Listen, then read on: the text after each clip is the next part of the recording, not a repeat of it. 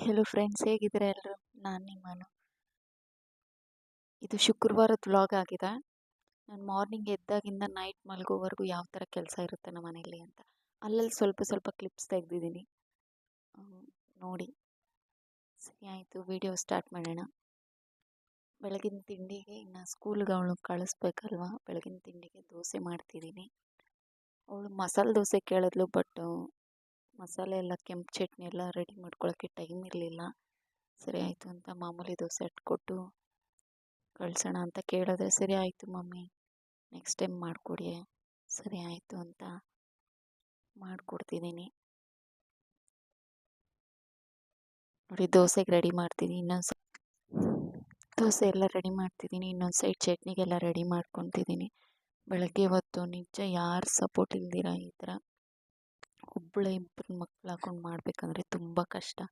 ಇನ್ನೇನು ಮಾಡೋದು, ಯಾರು ಇಲ್ದಿದ್ದಾಗ ನಮ್ಮ ಕೆಲಸ ನಾವು ಮಾಡ್ಕೋಬೇಕಲ್ವ. ಯಾರ ಮೇಲೂ ಡಿಪೆಂಡ್ ಆಗಬಾರ್ದು. ಚಿಕ್ಕ ಮಕ್ಕಳಿರೋವಾಗ ಯಾರಾದರೂ ದೊಡ್ಡವ್ರ ಸಪೋರ್ಟ್ ಇದ್ದರೆ ಮನೆಯಲ್ಲಿ ಚೆನ್ನಾಗಿರುತ್ತೆ. ಯಾಕಂದರೆ ಅವರು ಸ್ವಲ್ಪ ಹೆಲ್ಪ್ ಮಾಡ್ತಾರೆ. ಎಲ್ಲ ಒಬ್ಬರೇ ಬೀಳಬೇಕಂದ್ರೆ ತುಂಬ ಕಷ್ಟ ಆಗುತ್ತೆ. ಏನು ಮಾಡೋಣ, ಯಾರೂ ಇಲ್ದಿದ್ದಾಗ ನಮ್ಮ ಕೆಲಸ ನಾವೇ ಮಾಡ್ಕೋಬೇಕಲ್ವ. ಇನ್ಯಾರು ಮಾಡ್ಕೊಡ್ತಾರೆ ಹೇಳಿ? ನಮಗೆ ನಾವು ಸ್ಟ್ರಾಂಗ್ ಅಂತ ನಿಲ್ದಿರಿದ್ರೆ ಯಾರೂ ಮುಂದಕ್ಕೆ ಬರಲ್ಲ. ನಮಗೆ ನಾವೇ ಎಲ್ಲ ಅಂತ ಮುಂದಕ್ಕೆ ಹೋಗ್ತಿರ್ಬೇಕು. ನಾನು ಅದೇ ಥರ ಎಲ್ಲ ದೋಸೆ ಮಾಡ್ತಿದ್ದೀನಿ. ಇವತ್ತು ನಮ್ಮವರು ಸ್ವಲ್ಪ ಬೇಗ ಒಂದು 4 o'clock ಡ್ಯೂಟಿಗೆ ಹೊರಟರು. ಸ್ವಲ್ಪ ನನಗೆ ಕಷ್ಟ. ಅವರಿದ್ರೆ ಸ್ವಲ್ಪ ಈಸಿ ಆಗುತ್ತೆ, ಯಾಕಂದರೆ ಮಕ್ಕಳನ್ನ ಹಿಡ್ಕೊತಾರೆ. ನಾನು ಸ್ವಲ್ಪ ಕೆಲಸ ಮಾಡ್ಕೋಬೋದು, ಬೇರೆ ಎಲ್ಲ ಕೆಲಸ ಮುಗಿಸ್ಕೊಬಿಡ್ತೀನಿ ನಮ್ಮವರಿದ್ದರೆ.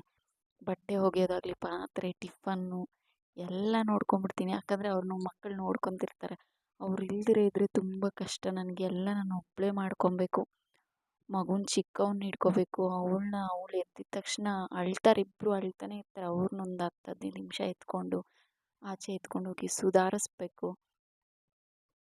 ತುಂಬಾ ಕಷ್ಟ ಇದೆ ಈ ಮಕ್ಕಳ ಹತ್ರ ನಿಜ. ಏನು ಮಾಡೋಣ, ನಮ್ಮ ಟೈಮು ಅಂದ್ಕೊಂಡು ಹೋಗ್ತಿರ್ಬೇಕು. ಸರಿ ಅಂತ ಅವ್ರನ್ನೆಲ್ಲ ಎತ್ಕೊಂಡು ಪ್ಯಾಂಪ್ರಿಂಗ್ ಮಾಡಿ ಅವ್ರನ್ನ ಸರಿ ಒಂದು ಸ್ವಲ್ಪ ಸೆಟ್ ಆದಮೇಲೆ ಅವ್ರಿಗೆ ಸ್ವಲ್ಪ ಟಿ ವಿ ಇಟ್ಕೊಟ್ಟು, ಅವಳು ದೊಡ್ಡವಳನ್ನಾದರೆ ಟಿ ವಿ ನೋಡ್ಕೊಂಡಿರ್ತಾಳೆ. ಇವನು ಚಿಕ್ಕವನು ನಾನು ಇದ್ರ ಹತ್ರನೇ ಬಂದುಬಿಡ್ತಾನೆ, ಕಿಚನ್ ಹತ್ರನೇ ಬಂದು ಮೇಲೆ ಗ್ಯಾಸ್ ಸ್ಟವ್ ಹತ್ರ ಕೂತ್ಕೋತಾನೆ. ಅವನ್ನೆಲ್ಲಿ ಕೈ ಇಡ್ತಾನೋ ಬಿಸಿ ಬಿಸಿ ಇದ್ರ ಮೇಲೆ ಅಂತ ಆ ಭಯದಿಂದ ನಾನು ಹಂಗೆ ಮಾಡ್ತೀನಿ. ಯಾವಾಗೂ ಅಷ್ಟೇ, ನಾನು ಅಡುಗೆ ಮಾಡೋವಾಗೆಲ್ಲ ಅವನು ಅಲ್ಲೇ ಮೇಲೇ ಕೂತಿರ್ತಾನೆ. ಆಮೇಲೆ ನೋಡಿಕೊಂಡು ಅವ್ನಿಗೇನಾದ್ರು ತಿಂಡಿ ಕೊಟ್ಟಿರ್ತೀನಿ, ತಿಂದ್ಕೊಂಡು ಕೂತಿರ್ತಾನೆ ಮೇಲೇ. ಸರಿ ಆಯಿತು ಅಂತ ಮತ್ತು ನೋಡಿ ಚಟ್ನಿಗೆಲ್ಲ ಹಾಕ್ಕೊತಿದ್ದೀನಿ.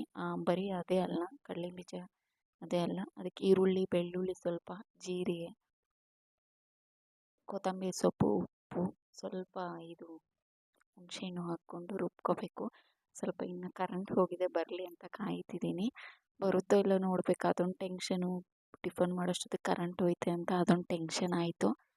ಸರಿ ಆಯ್ತಂತ ವೆಯ್ಟ್ ಮಾಡ್ತಿದ್ದೀನಿ. ಅಷ್ಟೊತ್ತಿಗೆ ದೋಸೆ ಹಾಕ್ಬಿಡೋಣ ಅಂತ. ಅವಳಿಗೆ ಬಾಕ್ಸ್ಗೆ ಚಿಕ್ಕ ಚಿಕ್ಕ ದೋಸೆಗಳು ಹಾಕಬೇಕು. ಅವಳು ಬೊಂಬೆ ದೋಸೆ ಕೇಳಿದ್ಲು, ಅಷ್ಟು ಟೈಮ್ ಇರಲಿಲ್ಲ ನನಗೆ. ಅದಕ್ಕೆ ನಾನು ಚಿಕ್ಕ ಚಿಕ್ಕ ದೋಸೆ ಹಾಕ್ತಿದ್ದೀನಿ. ಅವಳು ಬಾಕ್ಸ್ ಇಡಿಸೋಷ್ಟು ಮಾತ್ರ ಹಾಕ್ತೀನಿ ಚಿಕ್ಕ ಚಿಕ್ಕ ದೋಸೆಗಳು. ನೋಡಿ, ಒಂದು 3 ಹಾಕ್ತೀನಿ ಅಷ್ಟೇ. ಆ 3ಯಲ್ಲೂ 1 ತಿಂತಾಳೆ, ಇನ್ನೆಲ್ಲ ಎತ್ಕೊಬರ್ತಾಳೆ. ಸರಿ ಆಯಿತು ಅಂತ ಕರೆಂಟ್ ಬಂತು, ಮಿಕ್ಸಿಗೆ ಹಾಕ್ಕೋತಿದ್ದೀನಿ. ಸ್ವಲ್ಪ ನಾನು ಖಾರ ಕಡಿಮೆನೇ ಇಡ್ತೀನಿ, ಯಾಕಂದರೆ ಅವಳು ತಿನ್ನಲ್ಲ, ಮಗುನೂ ತಿನ್ನಲ್ಲ. ನಾವು ಅವ್ರಿಗೆ ಅಡ್ಜಸ್ಟ್ ಆಗಬೇಕಲ್ವ. ಅವ್ರಿಗೆ ಯಾವ ಥರ ಫುಡ್ ಮಾಡ್ತೀನೋ ನಾನು ಅದೇ ಥರ ತಿಂತೀವಿ ನಾವಿಬ್ಬರು ಅಷ್ಟೇ ಮನೆಯಲ್ಲಿ.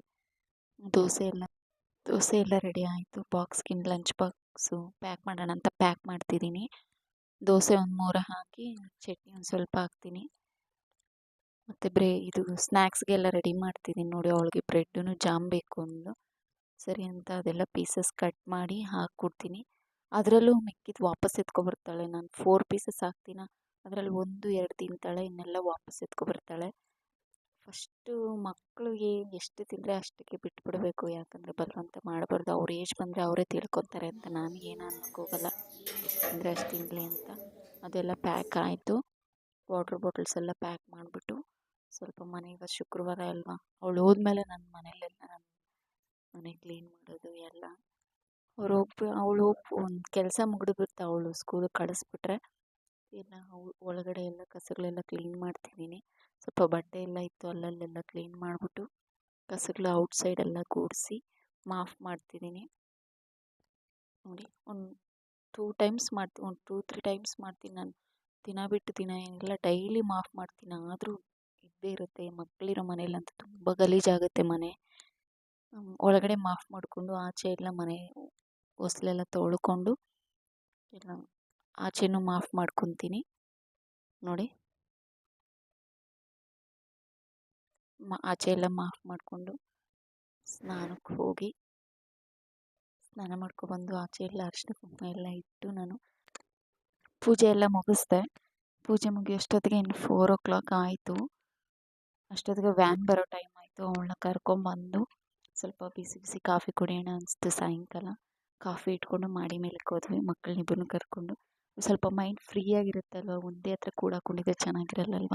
ಮಾಡಿ ಮೇಲಕ್ಕೆ ಹಾಕೊಂಡ್ರೆ ತುಂಬ ಚೆನ್ನಾಗಿ ಆಡ್ಕೊತಾರೆ ಅವರು.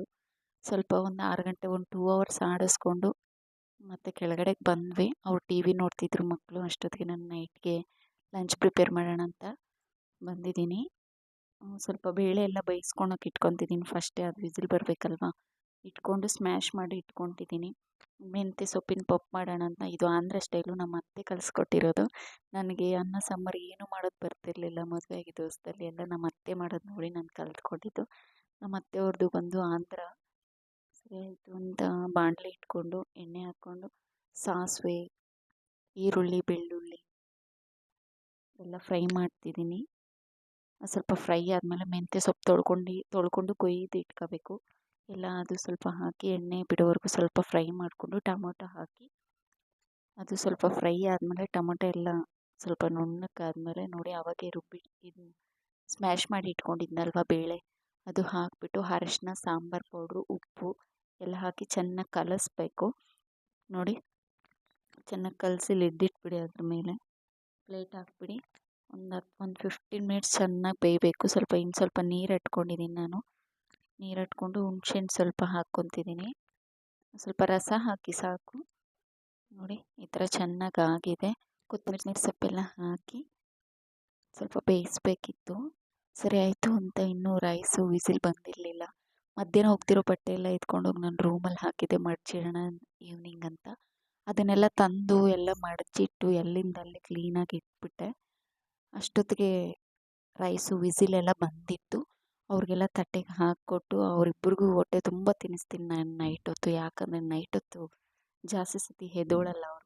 ತಿನ್ನಿಸ್ಬಿಟ್ಟು ಇಬ್ಬರನ್ನೂ ಮಲಗಿಸ್ಬಿಟ್ಟೆ ನೋಡಿ. ಮಲ್ಕೊಂಡಿದ್ದಾರೆ. ವಿಡಿಯೋ ಇಷ್ಟ ಆಗಿದೆ ಲೈಕ್ ಮಾಡಿ, ಶೇರ್ ಮಾಡಿ, ಸಬ್ಸ್ಕ್ರೈಬ್ ಮಾಡ್ಕೊಳ್ಳಿ.